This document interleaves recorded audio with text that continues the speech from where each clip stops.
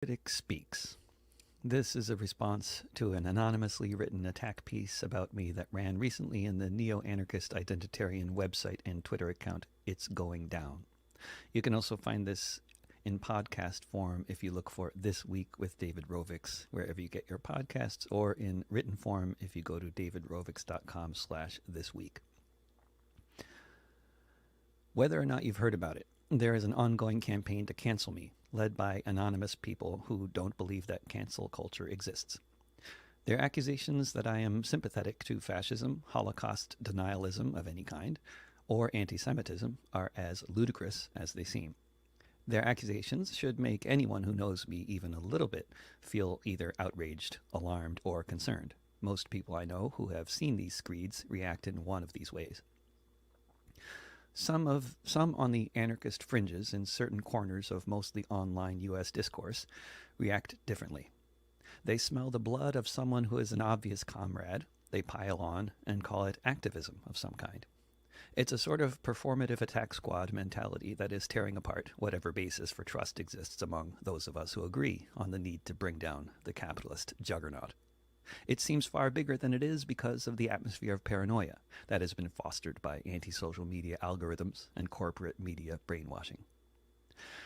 The neo-anarchists adhering to the cancel culture model of activism are unwittingly playing the game of the ruling class. What I'm saying here is not new, and it has been obvious to me for a very long time. The role I have chosen to play, however, for the most part, has not been to call out this kind of, quote, anarchism. As a libertarian socialist, or anarchist as some prefer, of the traditional class war variety, my chosen role in global social movements has been to use my music and my prose to try to popularize other methods of organizing that are actually effective. I know that the performative attack squad types are motivated mostly by good intentions, so I have intentionally tried to appeal to those good intentions. For decades now, promoting ideas like the power of collective action, intended to gain real power in its myriad forms. I've appeared on broadcasts run by the neo-anarchist cancel culture types. When they're not attacking each other, they often do great work. Until they started attacking me, they may not have known how I felt about these tactics. I didn't think it was helpful to regularly broadcast my opinions on shutting down authors, musicians, and college professors you don't like and making them lose their jobs as a tactic. I thought I'd just promote other tactics and not show up at those events. I believe in proactively doing things, and hopefully people follow my example, rather than attacking other people who are following other pursuits they think useful, even if I don't like it.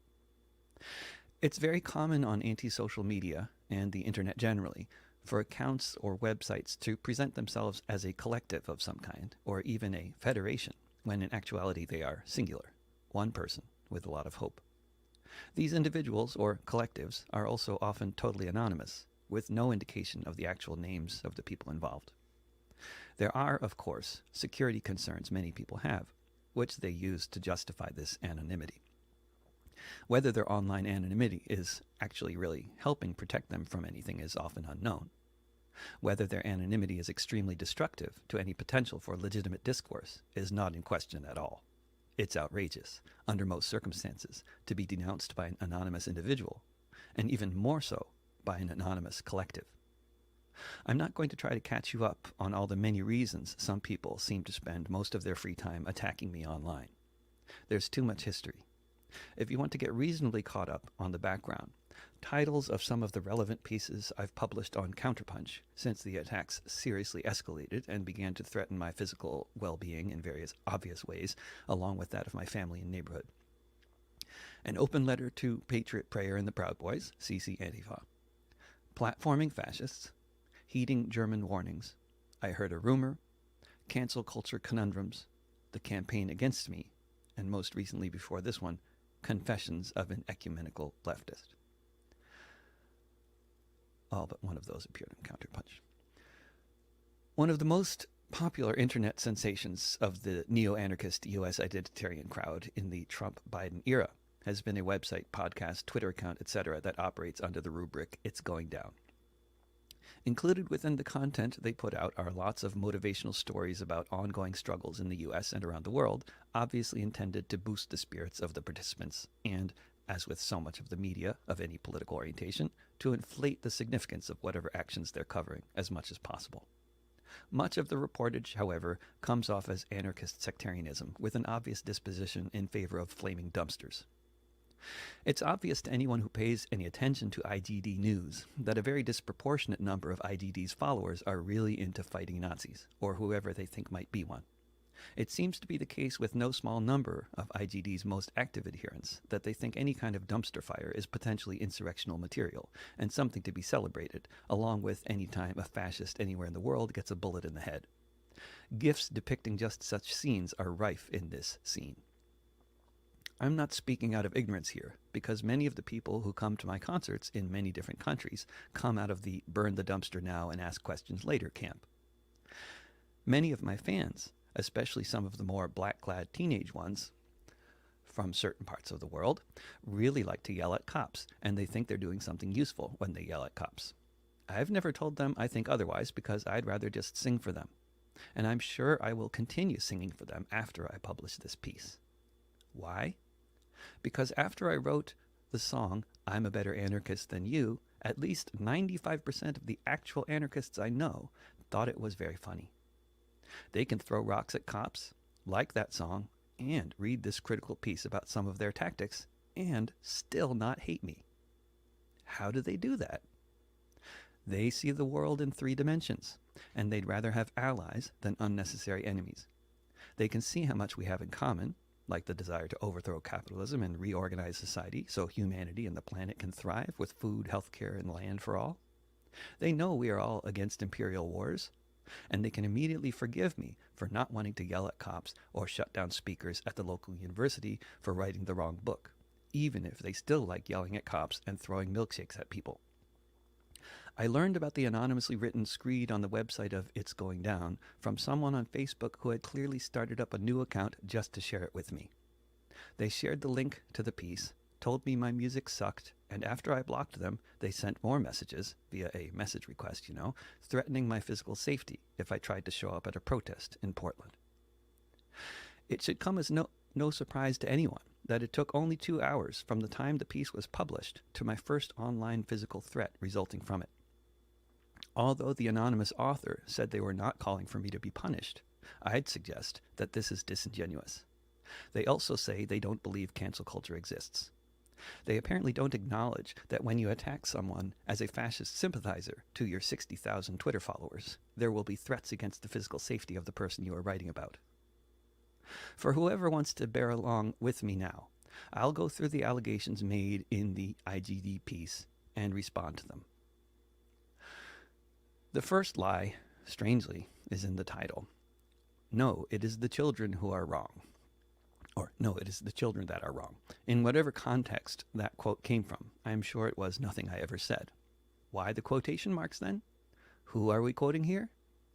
Looking into it, I discovered it was a Simpsons meme. The next lie comes in the second paragraph. It's a really big one. They talk of my promotion of individuals associated with white nationalism, Holocaust denial, and anti-Semitism.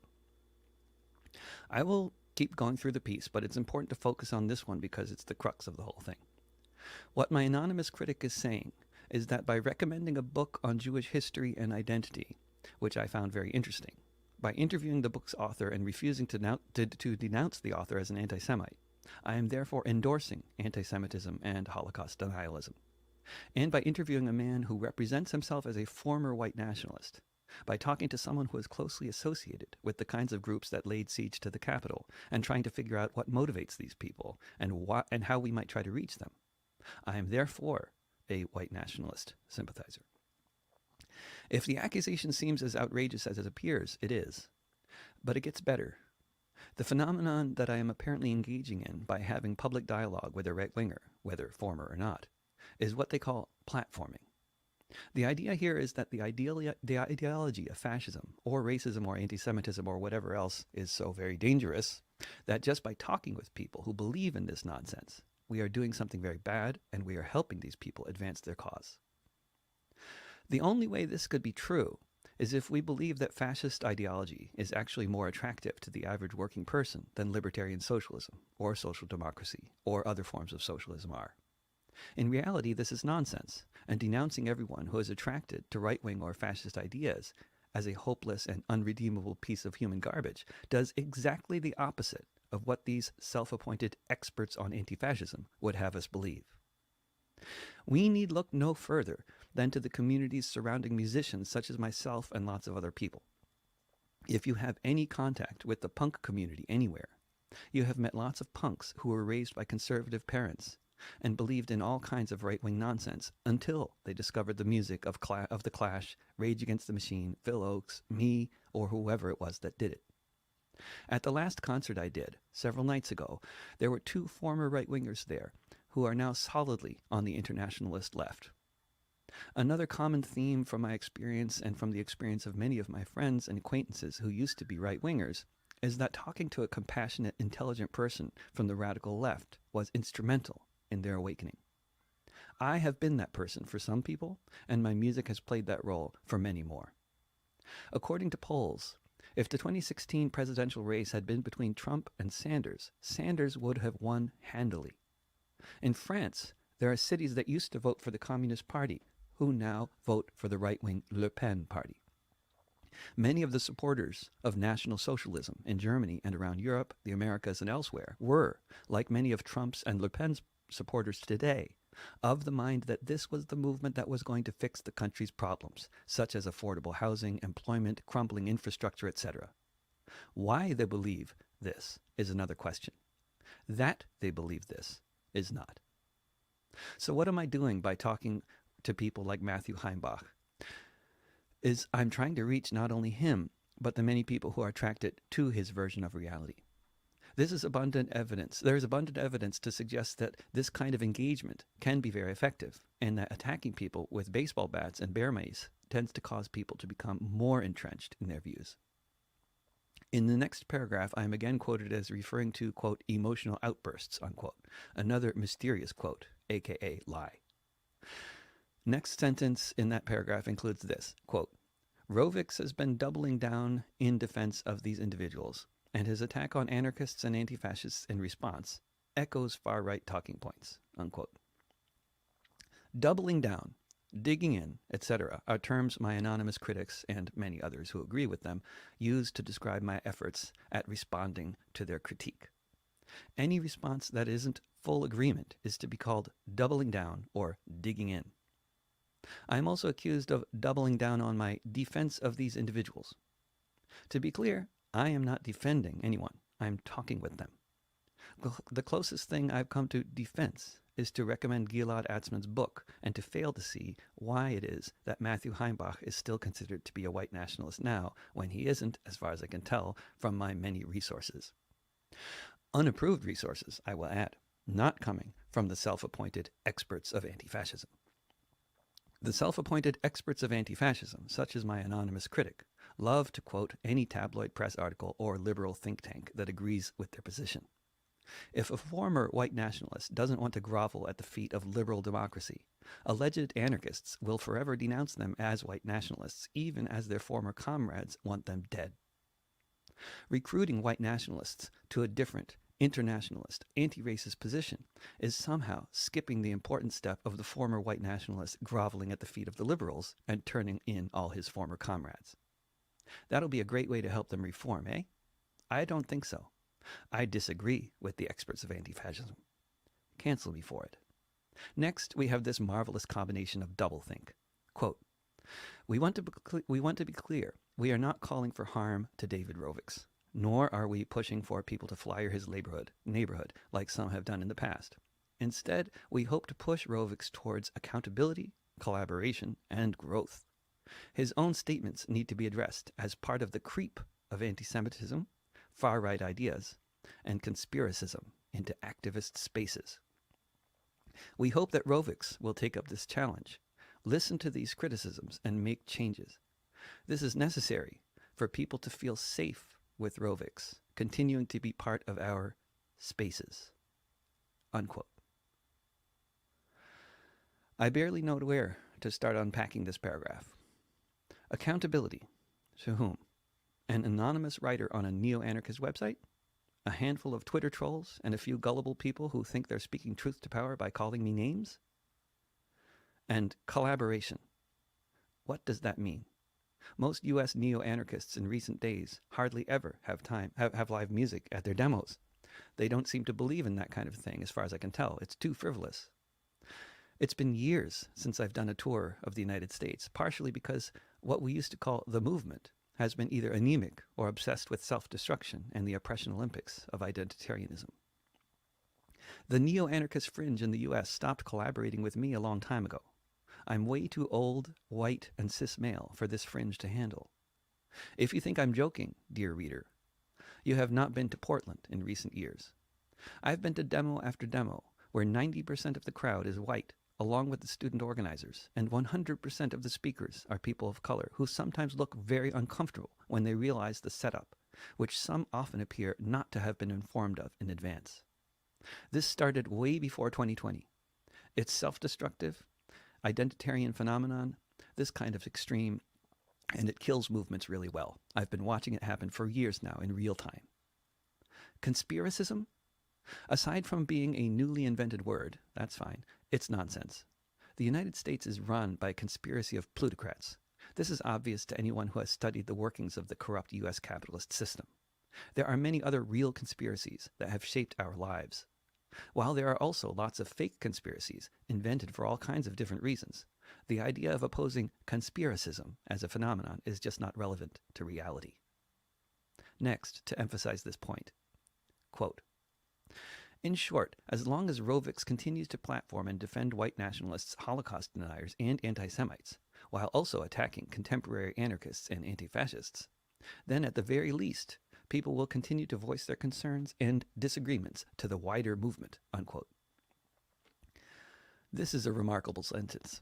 First of all, the continued false accusation of, quote, defending people by talking to them, and of course also in the process clearly intimating that I have actually talked to people who are currently any of these terrible things. And then I'm, quote, attacking contemporary anarchists and anti-fascists, unquote, including myself and many of my friends, apparently, who keep coming to my shows and sending me supportive messages. No, I'm responding to attacks from a neo-anarchist identitarian fringe that likes to think it's much bigger than it is because some people are intimidated by it, because it has violent tendencies, and because people don't want to be either physically assaulted or become victims of a campaign like this one. Next paragraph, quote, all of this came to a head last month when Rovix was scheduled to play a benefit for the Metropolitan Anarchist Coordinating Council, MAC, in New York City, which was canceled after community members raised multiple issues, unquote. The allegedly anti-fascist trolls on Twitter who attack anyone who associates with me on that platform, and occasionally others, got the gig in New York canceled by sending people in MAC incendiary and false accusations about me. This is why gigs get canceled. I've been dealing with this stuff for 21 years since I first started writing songs about Palestine.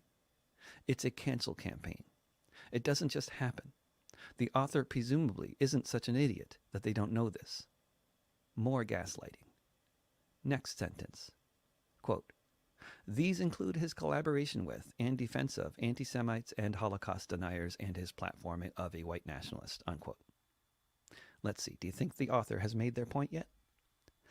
In the next several paragraphs, the author lays out why they think Heimbach is still a fascist and what he did over the years as a fascist.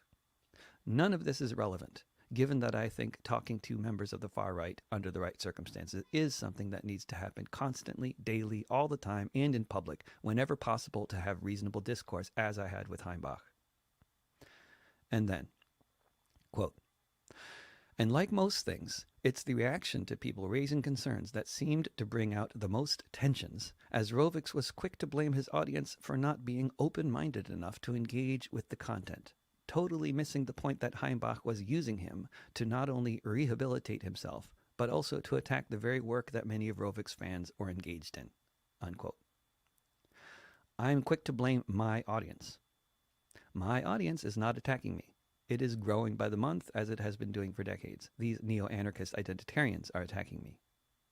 As the author points out earlier in the paragraph, I did eventually take the interview down, which is apparently taken to mean that I did so as a result of criticisms from anonymous people on Twitter.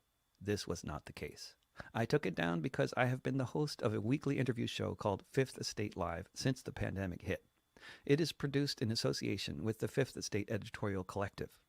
The Fifth Estate is the oldest ongoing anarchist publication in the United States. The editorial collective, all of whom are real people with names, thought it best if I took down the interview. I am accountable, and I am a team player, and I also had reservations about the lack of context I provided in the course of the interview, and so I took it down. I also did not do the interview live, intentionally, wanting to see how it went first. Minor point, perhaps, but it was not a live-streamed interview. I am not missing the point that Heimbach is using me. I do not agree with it. I have a different perspective. This, evidently, is fascist sympathizing and therefore unacceptable to my anonymous detractor with a fairly big platform, far bigger, for example, than mine. The author then continues, saying I went on to lick my wounds on Kevin Barrett's YouTube show.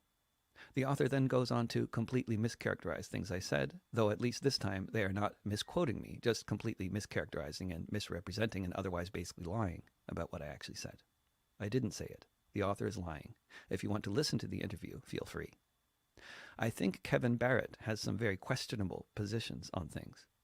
I am a professional world-traveling musician. I have done lots of interviews for media outlets owned by energy companies, media outlets that receive grants from the CIA, TV stations run by guerrilla organizations such as Hezbollah. I've done many interviews in the Iranian press, the Russian press, etc., etc. If I were to choose who I do interviews with based on the political views of the person or media outlet interviewing me, I don't know who I'd ever talk to. But more than that, I am particularly interested in talking to right-wingers who are willing to have a reasonable discussion, by which I mean a discussion where I'm given plenty of time to talk to their audience. That's what I was doing by appearing on Mr. Barrett's YouTube show. And that's the sort of thing I'm doing when I talk to folks on RT, Press TV, Pacifica Radio, Al Mayadeen, Sputnik, the Tehran Times, Anfoblacht, Melody und Rhythmus, Sing Out Magazine, the BBC, or whoever else.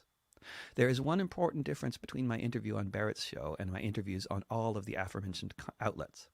With all of those other interviews, I enthusiastically shared them with my audience on anti-social media and such, because I thought they were good. With the interview on Barrett's show, and with others as well, I did not share it with my people because I didn't like some of his talking points and didn't think they needed an audience beyond the one he already has. If I were to do anything different with regards to appearing on Barrett's show, I would not. My anonymous critic suggests that because I did not push back on all of the stupid things Barrett said, I am therefore agreeing with it all. I suppose when I did an interview on Fox News Radio during the second invasion of Iraq to try to speak out against the war in that forum, I must be agreeing with everything the idiot who interviewed me for that stupid show on Fox thought. That's some extremely dangerous thinking. The anonymous critic then goes on to explain why Gilad Atzmon is an anti-Semitic Holocaust-denying right-winger, and that by talking with him and liking his book, I am too. Anon then goes on to completely misrepresent the thesis of the book in ways that aren't worth exploring. If you want to read the book, read the book. If you don't, don't. If you want to believe it's interesting because I say so, feel free. If you want to believe it's anti-Semitic crap like Anon says, feel free. I'd recommend actually ignoring the whole discussion. The author then uses the term mealy-mouthed to describe my defense of my position, otherwise known as explanation. What mealy-mouthed even means, I have no idea. The author tells us that a few dozen academics and others, including some Palestinians, signed statements denouncing Atzmon. The author probably is unaware that some of these folks have been friends of mine for decades and still are. We have disagreements about this kind of denunciation tactic. They know I don't approve of it, and we're still friends and comrades. We have so much common ground, and we know it. Amazing, huh? Apparently an impossible concept to embrace for certain activists who can only imagine ostracizing and excluding anyone they don't agree with.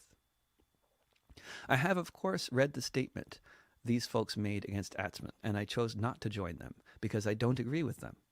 I have a mind of my own. I have lived 54 years on this earth, most of it among Jews, along with lots of other people. I'm also very familiar with the history of fascism, European history, and Jewish history. I am personally very familiar with the subject matter at hand here, and without writing a book myself or trying to explain the entire thesis of someone else's book, I humbly submit that the people who signed these petitions are involved with the campaign against Atzman are not doing anything useful at best. That's my opinion. Cancel me for it. I realize they're intelligent people. I am too, and I disagree with them. They are also not a monolith at all, as depicted by Anon. They are a handful of academics. Gilad was just on Lebanese TV last week. Okay, the next paragraph is a fantastic example of the kind of thinking that characterizes the allegedly anti-fascist wingnut fringe. Quote, Rovix has answered these criticisms by again blaming, quote, cancel culture, and suggesting that his critics are federal informants, law enforcement, or possibly members of the Israel lobby. This is an example of what is often called the Livingstone formulation, my critic goes on to explain. When someone accuses you of anti-Semitism, you say it's because you're a critic of Israel, even if the incident had nothing to do with Israel. When Rovix hosts these people and defends their right to have access to leftist spaces, it sanitizes their politics and puts marginalized people at risk. He is helping to normalize these ideas, and this takes the stigma away from their dangerous dehumanization. Unquote. I don't know how you blame cancel culture for criticisms. Cancel culture is a tactic and an orientation. It is not a critique. Opposing cancel culture is a principled position. I blame cancel culture for a lot of things, but not for the criticisms themselves. It's what you do with criticism and how you use it that makes it cancel culture. However, the fact that some of my critics are federal informants, law enforcement, and Israeli agents is not a matter of conjecture. Anyone familiar with the basic operations of the FBI in the past couple decades, to say nothing of the 1960s and 1970s or the 1920s for Pete's sake, knows that all of our activist spaces are infiltrated with agents of all kinds. To think otherwise is to be either extremely naive, extremely ignorant, or just more gaslighting. Or they're an agent and don't want to talk about other agents. Who knows? All I know is I'm on a watch list in 5 different countries. I've written about it extensively in the past. It's not a secret, and I'm not imagining anything. That, of course, does not mean that all of my critics are government agents. I'm quite convinced that many, or even most of them, are real. Real, misguided, confused people who have swallowed a whole lot of extremely circuitous logic, such that they are able to see one thing and identify it as the opposite. Quote, when Rovix hosts these people and defends their right to have access to leftist spaces, unquote. This is a load of identitarian nonsense right here. I am not defending anyone's right to have access to any space here. I am trying to reach the audience of people who have a lot of very scary followers, and I am succeeding in doing so. In a very limited way, perhaps, but that's something. It sure beats the race towards the fascist apocalypse that we seem to be on right now. As to normalizing these ideas, Trump was just the president of the country for 4 years. These ideas are already normalized. I want to unpack them and show people why they suck. This is what I do with my music and with my efforts at interviewing people. My anonymous critics don't like it, obviously, and they think that gives them the right to be my judge and jury and to get accountability from me. Taking the next paragraph one sentence at a time. Quote, Rovix is well embedded in leftist spaces, and many people have given his penchant for bigoted conspiracy theories a pass, unquote. I am well embedded in leftist spaces around the world because I write songs that mean something to people around the world, and I play concerts for people that they want to come back to next year. I reject any and all bigoted conspiracy theories. I only believe in real conspiracies, not bigoted ones, and the only ones I want to give a pass to are the real ones. Next sentence, quote, but just because someone is a leftist celebrity doesn't mean we should overlook their collaboration with the far right or anti-Semites, unquote. Now, the criticisms have been presented so many times in so many forms, I wonder what is meant by overlooking. I'll translate. Because I disagree with the assessment about my own failures here, since I'm actually very much anti-fascist and pro-human, including Jewish humans, and not at all on the right, I am therefore not open to accountability. The accountability of the witch trials, except in the witch trials you knew who your accusers were. Next, quote, Rovix has rejected all criticisms while claiming every move toward accountability is illegitimate, unquote. This is a lie, easily disproven by anyone who wants to actually bother looking into it. I have been criticized in the past for various things, for which there is a public record of me apologizing for things I've done or said that I could have done better. I have taken concrete steps to improve my understanding of many real-life issues. One way or another, like most people, I have grown in life and learned from mistakes. I have regrets, and I've learned a lot of things from messing up and from other people. That doesn't mean that the circuitous and completely intolerant logic of a neo-anarchist identitarian fringe has any legitimacy. It doesn't. Cancel culture is a problem that needs to be overcome, not an accountability process of some kind. It's the opposite of accountability, in fact. Where is the accountability for my accusers? Nowhere that I can see. We don't even know who they are. Though we can be sure that as soon as one of them is willing to name themselves, they will be a person who has already engaged in efforts to cancel some other author, intellectual, or musician they didn't like. Next, quote, rejecting the idea that we should have these people on our platforms is not a knee-jerk emotional action, it's one based on strategy, unquote. Yes, strategy. We have different strategies. What shall my anonymous critic do now? Write more screeds? Get their followers to have more of my gigs canceled? After one of their fans physically assaults me, they'll write a piece saying, well, Rovix is still an anti-Semite, but you shouldn't have hit him.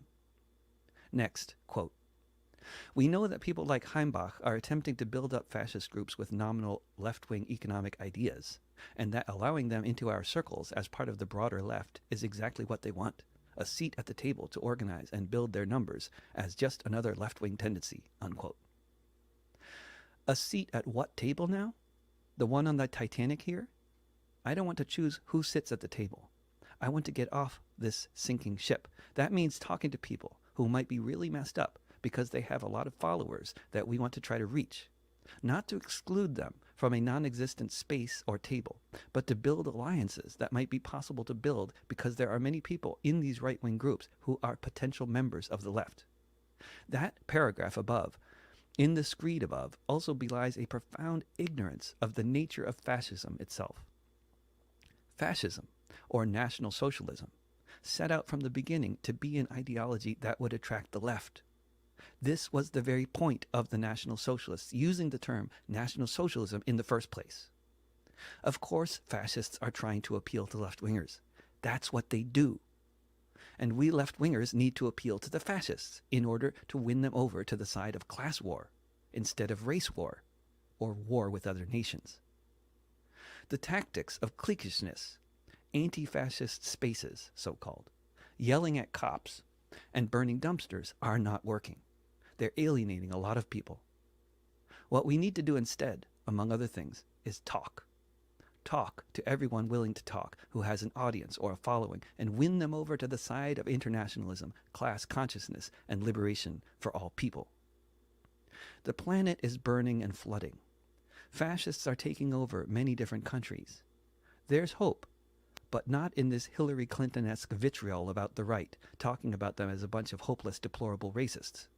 Reality is more complex than that. We need to talk with them. My critics and I disagree. And now what? I'll tell you. For my lack of repentance, for having a viewpoint that differs from neo-anarchist identitarianism, I should be kept out of anti-fascist so-called spaces. An obvious euphemism for getting gigs canceled and otherwise making sure I'm shunned from whatever these anarcho-Puritans have influence or from wherever these anarcho-Puritans have influence or can instill fear. They will keep participating in their efforts to cancel me. That's what they're doing now. They will keep on gaslighting me and many others while pretending these tactics are just right-wing talking points. But they're not. Cancel culture is real, and my anonymous critic is part of it. At the end of the insanity known as the House Un-American Activities Committee, or HUAC hearings, many people's careers were canceled by McCarthyism. They were looking for communists under every rock, and they found them. Eventually, they got to the point where they were calling the Republican President Eisenhower and people like that communists, and their hysterical campaign drew to a temporary conclusion. This campaign against me will, I hope, meet the same fate, except that calling me sympathetic to fascism, anti-Semitism, Holocaust denialism, etc., is far more outrageous than calling Eisenhower a communist. At least Eisenhower believed in taxing the rich. while I have been an anti-fascist raised by a Holocaust survivor my whole life. Anyone who would suggest otherwise has no idea who I am, and at best is an extremely confused individual.